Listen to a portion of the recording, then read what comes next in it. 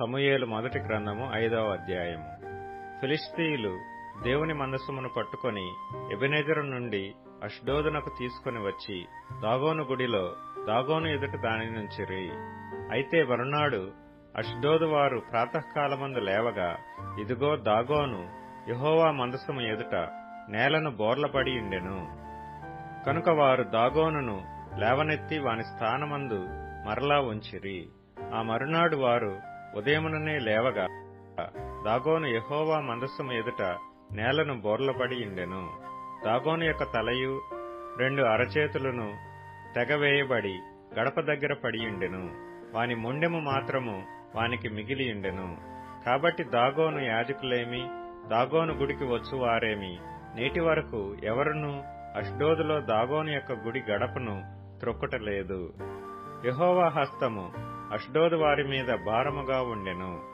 అష్డోదు వారిని, దాని సరిహద్దులలోనున్న వారిని ఆయన గడ్డల రోగముతో మొత్తి వారిని హతము చేయగా, అష్డోదు వారు సంభవించిన దాని చూచి, ఇశ్రాయేలీల దేవుని హస్తము మన మీదను మన దేవతయగు దాగోను మీదను బహుభారముగానున్నదే.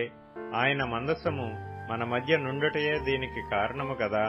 అది ఇక మన మధ్య నుండకూడదని చెప్పుకొని ఫిలిష్తీయుల సర్దారులందరినీ పిలువనంపించి, ఇశ్రాయేలీల దేవుని మందసమును మనము ఏమి చేయుదుమని అడిగిరి. అందుకు వారు ఇశ్రాయేలీల దేవుని మందసమును ఇక్కడ నుండి గాతు పట్టణమునకు పంపుడని చెప్పగా, జనులు ఇశ్రాయేలీల దేవుని మందసమును అక్కడ నుండి గాతునకు మోసుకొని పోయిరి.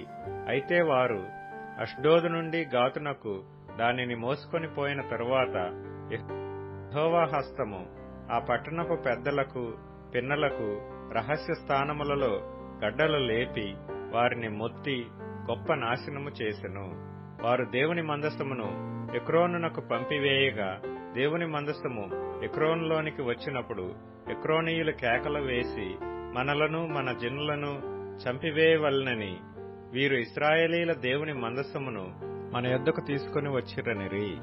కాగా జనులు ఫిలిష్తీయుల సర్దారులందరినీ పిలువనంపించి, ఇశ్రాయేలీల దేవుని మందసము మనలను మన జనులను చంపకుండునట్లు స్వస్థానమునకు దానిని పంపించుడనిరి. దేవుని హస్తము అక్కడ బహుభారముగా ఉండెను గనుక మరణభయము ఆ పట్టణస్థులందరినీ పట్టియుండెను. చావక మిగిలియున్నవారు గడ్డల రోగము చేత మొత్తబడిరి. ఆ పట్టణస్థుల కేకలు ఆకాశము వరకు వినబడెను.